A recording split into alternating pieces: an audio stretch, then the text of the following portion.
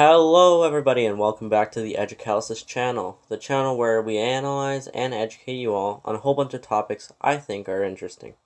Today we are going to be talking about one of the most underrated and personally one of my favorite games, Ark Survival Evolved. Personally, this game is one of my favorites and I am just super excited to talk about it. If you enjoyed the video, please share with everybody you know, and now let's get into the video. So as you guys probably know, I love Minecraft. I think the sandbox and simple graphics are amazing, and the complete availability to do anything you desire is fantastic. The map can occasionally drop loot drops from the sky, which can give you better and better loot depending on the color of the loot drop. These drops can contain a whole bunch of different things that you can already get playing the game normally, but it helps progress the game just much faster. The world of Ark is absolutely beautiful. The graphics are stunning, and they look absolutely fantastic. Now, when it comes to the game, it has two kinds of DLCs. For anyone who doesn't know what a DLC is, it's basically an add-on to the game that you pay for instead of just buying a whole new game for it to be a sequel or a prequel. Now, the two kinds of DLCs Ark contain are the storyline DLCs and the map DLCs. The map DLCs are made by fans and are completely free. These maps are built using an editor, and at the end of certain events that Ark does, they pick certain maps and they put them into their DLCs, completely, permission free and all that, as just like a kind gesture to the community. The story DLCs are all parts of a bigger story which Ark contains. Here's a list of the Ark storyline DLCs in no particular order. There's the Island, which is the one you get when you originally buy the game. There's Aberration, Scorched Earth, Extinction, Genesis Part 1, and Genesis Part 2. Genesis Part 2 is actually coming out next year, not this year. But, it's still going to be part of the storyline. Now the map DLCs, in no particular order, are The Center, Ragnarok, and Valagro. Ark is a completely open world game. Once you boot up the game, you take a look at your arm after seeing the blinding sunlight in your eyes, and you realize that there's a mysterious chip on your left arm. You try and scratch it off and remove it, but nothing actually does anything. After that, you get up and realize you're in this world. The map has a big border around it, but not only is it enough space for you to do anything you can think of, it also has a very big role in the whole storyline. Ark was developed by Wildcard Studios, Instinct Games, Effecto Studios, and Virtual Basement LLC. It was published by Wildcard for the first time in 2015. For 2015, the game looks super fantastic. It runs on Xbox, PlayStation, Steam, and the Switch.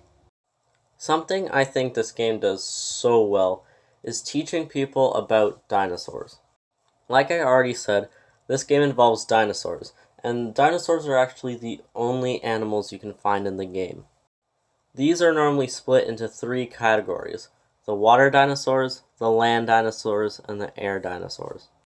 This game uses a taming system, where you can knock out a dinosaur and feed it either berries or meat depending on if the dinosaur is a herbivore or carnivore. When it wakes up, it'll be tamed to you if it gets to 100%. You can give these dinosaurs saddles, level them up, and use them for harvesting, attack, defense, and travel.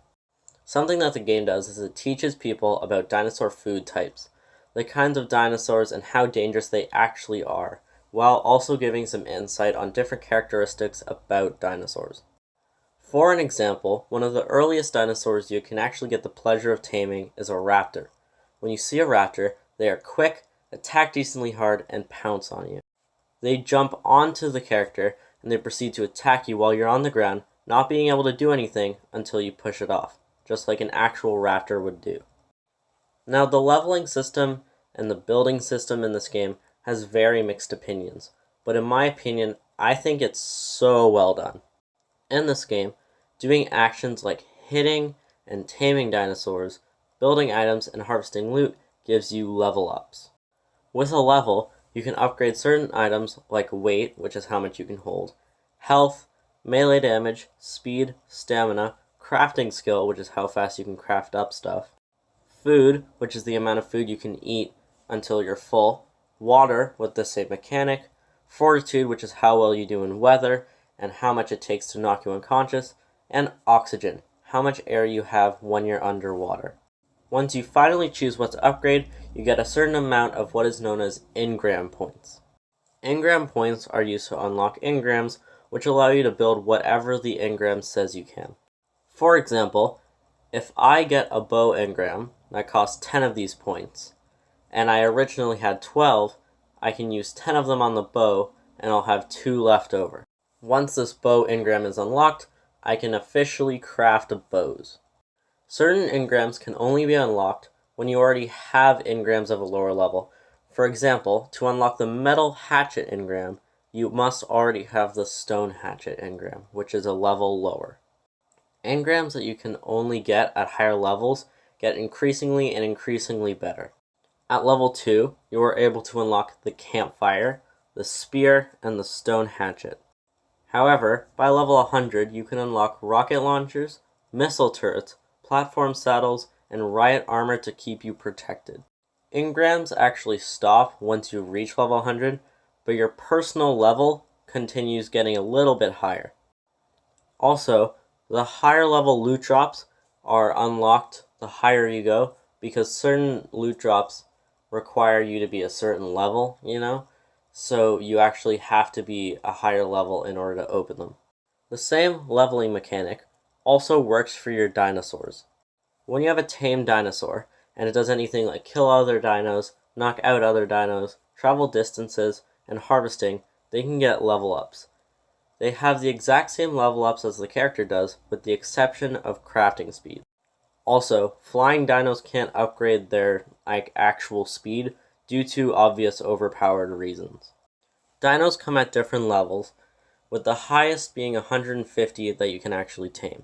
The higher the level that they were when they were tamed means the better stats they get when they level up. Dinosaurs can have a little bit more than 80 levels once they're done, and each dinosaur has really good skills and different things that make them unique. For example, my personal favorite dinosaur in the game, the Therizinosaurus, is really good when it comes to harvesting fiber, a resource used quite a lot in early crafting. With that, Therizinos are also really good when it comes to their damage and their health. They also have the semi-unique ability of leveling up their harvest levels as a way of getting more resources in a faster amount of time. Some dinos that are overall fan favorites of the game include T-Rexes, which require no explanation, Raptors, Therizinos, Argentavises, which are good for weight and they fly, Baryonyxes, which are good for damage and water travel. Now, sorry for me not being able to pronounce this right, but I think it's the Tussotuniths. It's basically like giant water squids. Gigantosauruses, which are like T-Rexes, but so much bigger and so much more dangerous. Yutyrannus's, which make other dinosaurs stronger.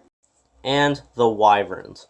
They're basically dragons. They're not available on the island map, but they are flyable and tameable, and they are so fun to play with. Like I mentioned really quick at the start, this game does have bosses.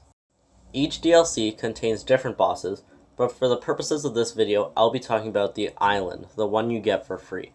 The 3 bosses you need to fight are the Broodmother, a giant spider with smaller spiders as minions, the Megapithecus, a giant ape that spawns smaller apes to come and fight for it, and finally, the Dragon, which spawns pterodactyls, aka pterodons, as minions. After killing each of these bosses, after a decent amount of challenges, and a lot of dinosaurs, you get a trophy. Each boss has 3 different difficulties: Gamma, the easiest, Beta, and Alpha, the hardest. To teleport to one of these islands, to fight one of these bosses, you need to find artifacts scattered all over the map in caves, which you need to fight hordes of dinos to get to.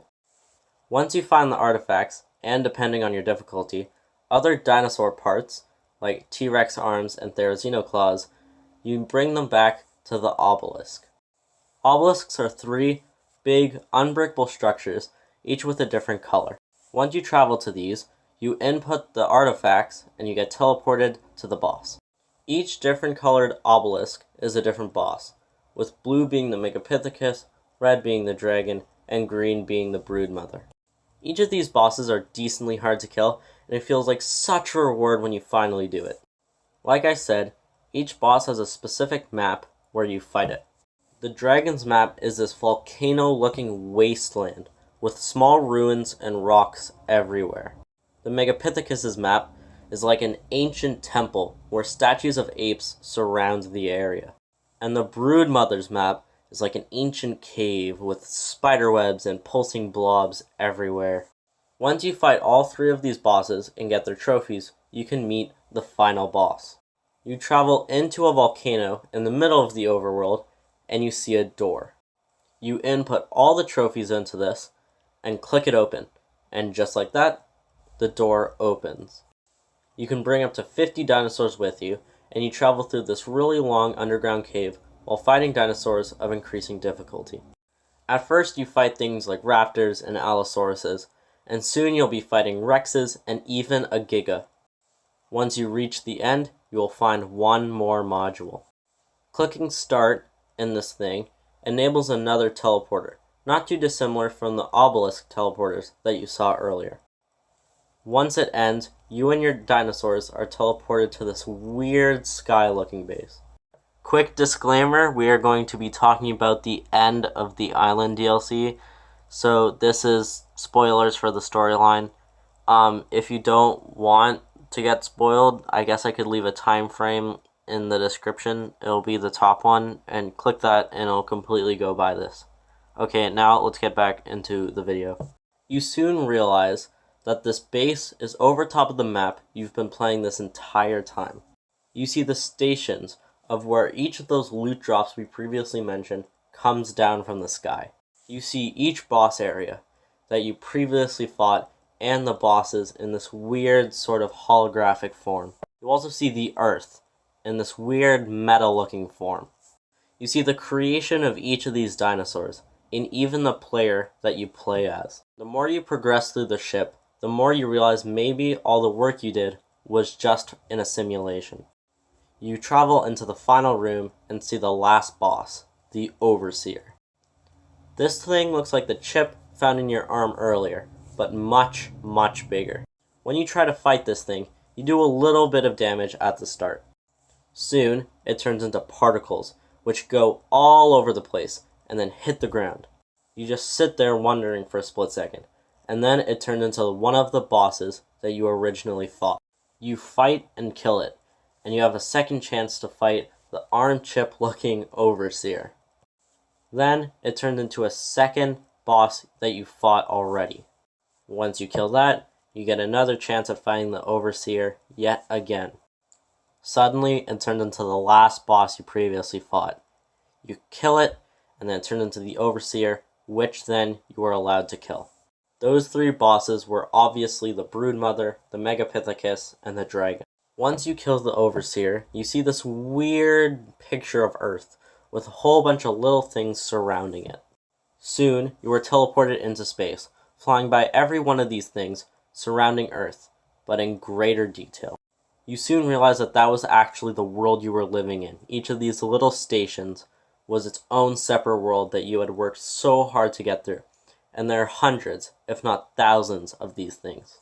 Realizing just the sheer amount of these, your character feels like almost everything that you had done to this point was worthless. These things are called arcs. You leave your arc you were in and realize it's malfunctioning. This was because the higher being in control, the Overseer, in that specific arc, has died. Suddenly, the chip in your arm starts doing some weird things, and you start to see through your hands, almost like you were programmed. You fly by many more of these things in a fantastically made cutscene, and then uploaded into the arc you were originally in. The game cuts into the classic logo of the A, with the colors on each of the corners symbolizing the obelisks. Now, I'm going to be showing you the cutscene of the ending that I just described. There will be no music, If you want to see the music, you can always just look it up. The music adds so much to it, but for copyright reasons, I can't include it. Alright, here's the ending cutscene of Ark Survival Evolved: The Island.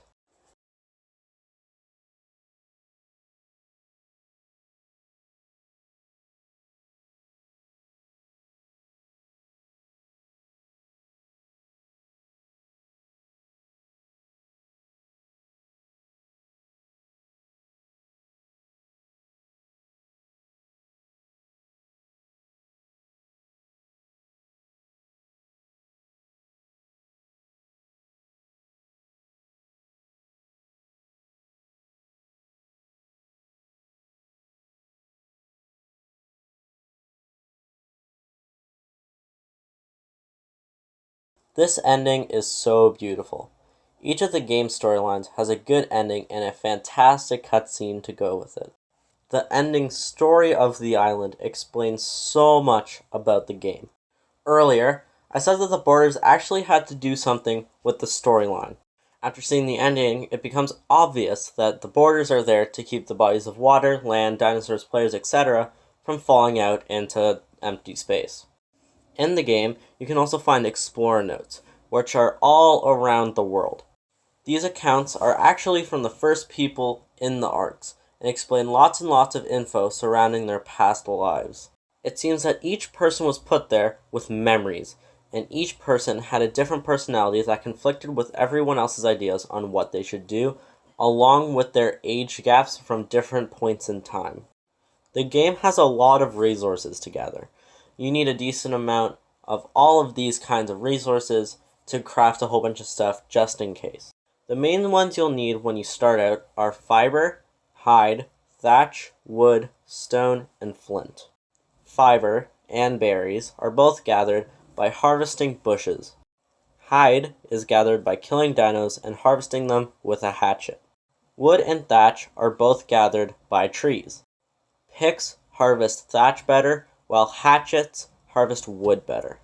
Stone and flint are both gathered from rocks, and use the same kind of mechanic as trees do. Hatchets are generally better for stone, while picks are better for flint and metal. Later in the game, things like obsidian, metal, crystal, and oil are much easier to get and make for so many better tools. At one point in the game, you'll even need to make new materials to get better items. Crafting things like polymer, electronics, cementing paste, and gunpowder. Going through the game, there is something that you'll start to see more and more, and that is tech. You see robotic dinosaurs that can bleed and drop metal and electronics. Something really weird they drop, however, is element dust. Element dust can be refined and turned into general element.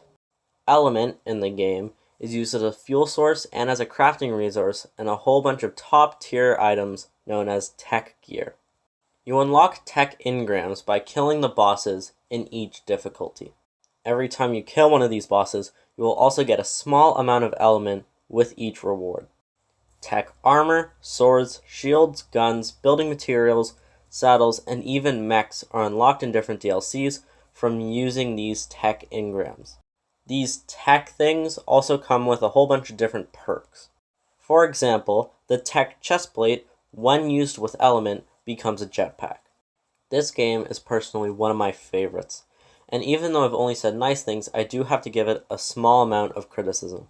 The first thing that really sucks is how big the game is. Now, this isn't necessarily criticism about the game, it's just something to consider if you're ever thinking of buying it. 60 gigabytes worth of gameplay, and even if you have that, the game can still be laggy depending on, a whole bunch of things with your computer. Now, like I just said, this problem is mostly for a PC, because Xbox and PlayStation can run this game with very little lag. I know it can't be changed, but just a little food for thought. The only other small piece of criticism I'll give to this masterpiece of a game is some small glitches.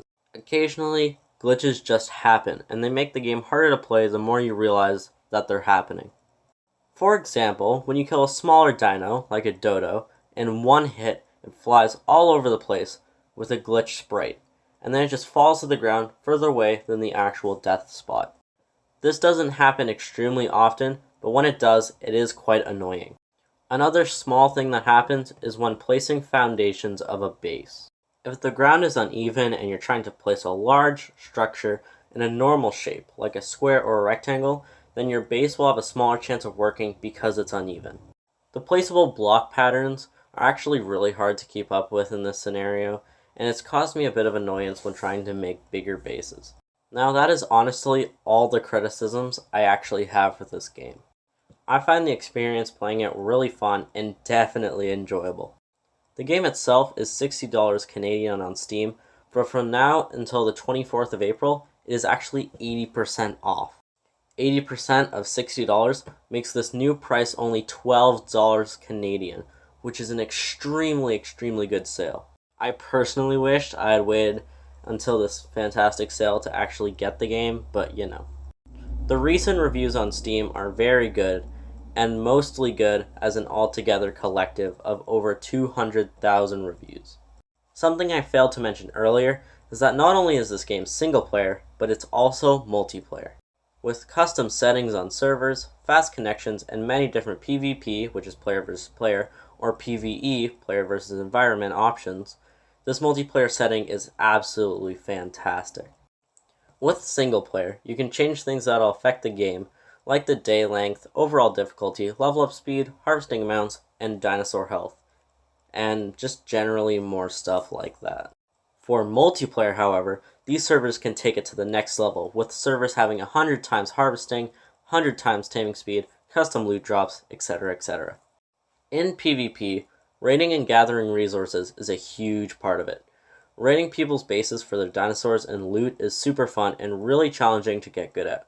Meanwhile, in PvE, it's more around building with friends, taming dinosaurs, making teams with people, and having so much fun doing it as almost more of a sandbox community.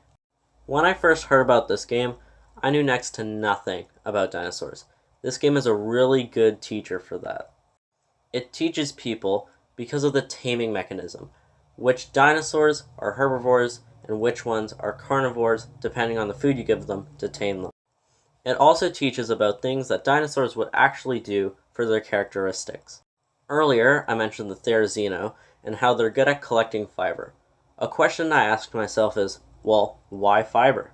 Then I realized the point of it was because of their claws. It makes sense. In real life, I almost guarantee that Therizinos didn't actually harvest fiber. But in the game, it takes traits that dinosaurs have and use it in a creative way to teach what these dinosaurs actually could have had in terms of ability or strength or any of that. Another quick example is the Brontosaurus. These things in the game harvest tons of berries, wood, thatch, etc. using their tails, after swiping their tail across all of the landscape. Now, in real life, I bet Brontos didn't actually gather wood using their tails, but their tails were extremely strong. Animals like the Bronto, like the Diplodocus and the Apatosaurus, may have even broken the sound barrier using their tails. Another thing that this game is quite good for is eggs. There are two kinds of eggs in this game, fertilized and unfertilized. When a male and female dinosaur are near each other, the female will produce unfertilized eggs unconditionally. But if you turn on mating or wandering on both dinosaurs, they will start to produce fertilized eggs. These eggs can be hatched by heating them or cooling them, and if you don't hatch it or put it somewhere where it won't go bad, it will end up turning bad, and you'll no longer be able to hatch it, it'll spoil, it'll disappear, all that stuff. If it does hatch and you manage to do it, then you'll have to feed and care for it until it turns into an adult. The hatched and raised dinosaurs can have higher stats, and by repeating the cycle over and over and over again, you can have super overpowered dinos. Another benefit of breeding is mutations. Dinosaurs have a very specific color palette, which is semi-similar to what they would actually look like in real life. However, occasionally when breeding dinosaurs, they can have these mutations where their color palette can change. Each dino has certain sections of their body that can be affected by these mutations. More than one mutation can occur at a time, but it is quite rare. For example, let's take the Argentavis. Argentavises, also known as Argents, are regularly brown, white, black, or gray. However, Argies can actually get these mutations which will turn them either red, blue, green, etc., etc., etc. These are quite rare, but they make the Argents look so much more funky and in some cases actually really cool. Mixing color palettes like dark gray and light blue for mutation can make an Argent look so cool, and it really improves your overall experience. Now let's move away from the breeding aspect, and we're going to talk about machines in this game. Machines in this game can also get improved the more you play and the more resources you're actually going to need. I'm going to be listing a couple examples right now. My first example is crafting. At the start, you use your inventory that the chip allows you to craft all the items you need. However, soon you'll want to be crafting things like metal tools and weaponry, so you decide to make a smithy, a small crafting bench that you can craft all this stuff in. However, just like history repeating itself, weaponry gets outdated from the smithy, and you need to innovate and craft a fabricator. Fabricators are run by gasoline, and are used to make the rest of the regular items in this game, like high-tier guns, riot armor, etc. However, notice that I said high tier, because to make the top tier stuff, you need a tech replicator. For these to run, you need element. Not only is this huge machine able to craft all this top tier loot, but it also has the perk of crafting everything else from the smithy and the fabricator. There are two more examples I'll talk about. The second one out of these three is cooking food. At the start of the game, you can get a campfire. The campfire converts raw meat into cooked meat using a fuel source such as wood or thatch. Soon after, you unlock the cooking pot. This can not only make dyes to color your weapons, armor, walls, etc., but you can also make custom food recipes. After unlocking the fabricator, you have the extremely good availability of unlocking the industrial grill. This runs on gasoline and it cooks raw meat to cooked meat extremely fast. With one piece of gasoline, it will last 40 minutes, and within those 40 minutes, you can cook roughly 1,600 raw meat to cooked. Finally, short after that, you can unlock the industrial cooker. This is the last cooking resource I'll talk about, and it makes custom recipes, dyes, kibbles, soaps at such a faster speed. For the cooking pot, you'll need water bottles to supply the water. But for the industrial cooker, it doesn't require a constant water replacement because you can connect it directly to a big water supply. Now the last one I'll quickly talk about is crafting some of the smaller items you'll need. The first thing you unlock in this situation is a mortar and pestle. These things require no energy source, but are quite slow. You can craft things like narcotics, gunpowder, cementing paste, stimulants, spark powder, etc. using this. This is a pretty okay way of doing this, but it could be better. That's why the chemistry bench was created. This thing needs two power sources, regular power and gasoline.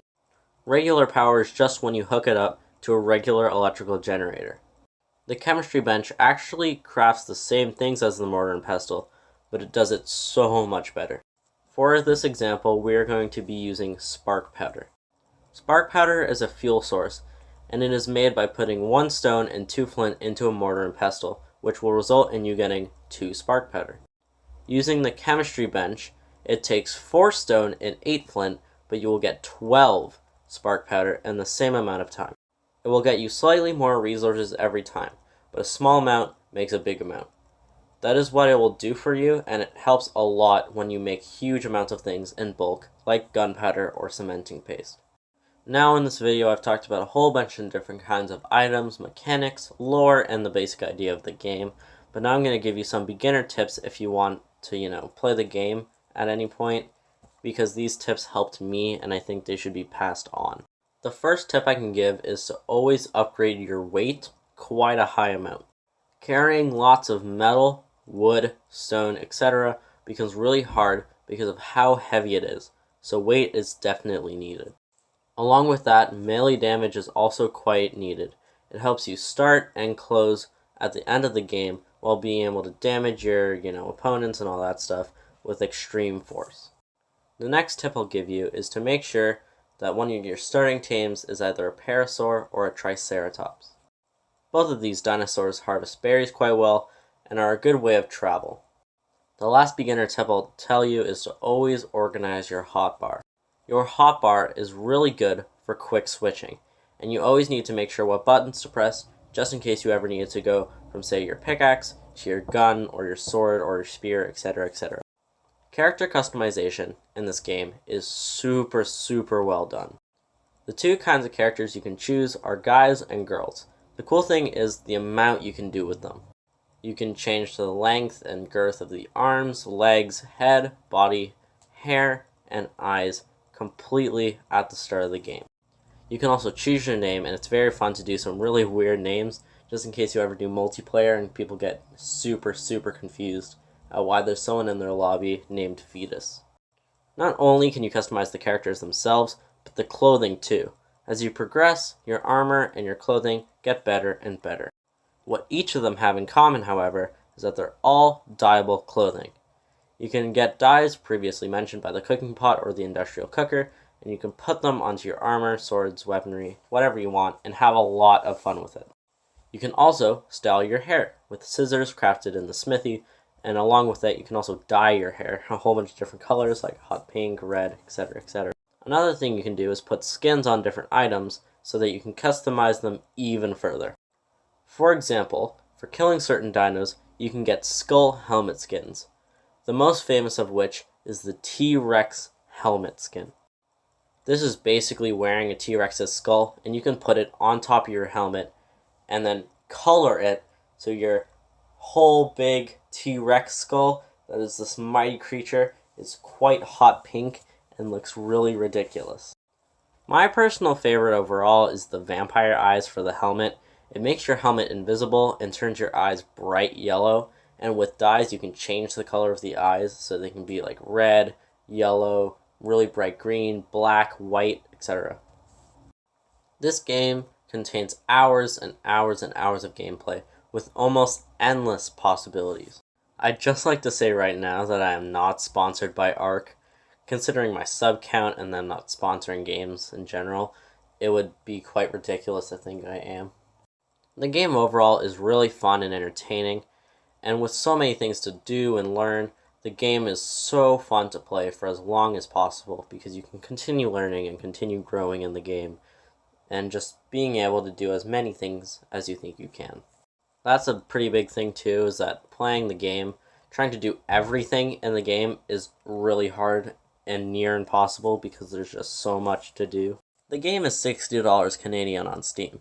However, there is an event going until the 24th of April, making Ark Survival Evolved only $12. $60 in my opinion is already well worth your money, especially if you like these kinds of games, but $12 is just a steal in all honesty. This game is so underrated, and I just want people to know how fantastic and well done it is in general. Like I already said, the graphics, gameplay, and possibilities in this game make it lovable in almost every way, shape, and form. I have a theory on why this game is not as well known, and I think it's because Minecraft and Terraria are so popular, and they're in the same genre that this game sort of got buried in the back, so maybe it's just not as known because of that. And this is the end of the video. I thank you all for watching. I hope you all enjoyed. If you did, please share with as many people as possible, and please, I normally don't ask for this, and it's not what the channel's for, but please give a like. I worked really hard on this episode, and I just want, as many people to be educated about how fantastic this game is. I know this video is quite long, and I do really apologize for that. If you have any questions about Ark, feel free to ask in the comments, or look it up, considering the internet probably knows much more than I do. Like I said, you can always feel free to like and subscribe, but that is not the main goal of this channel. I just hope to educate and analyze all these things so you guys don't have to. Alright, that's the end of this video. I'll catch you all in the next one. Bye, y'all.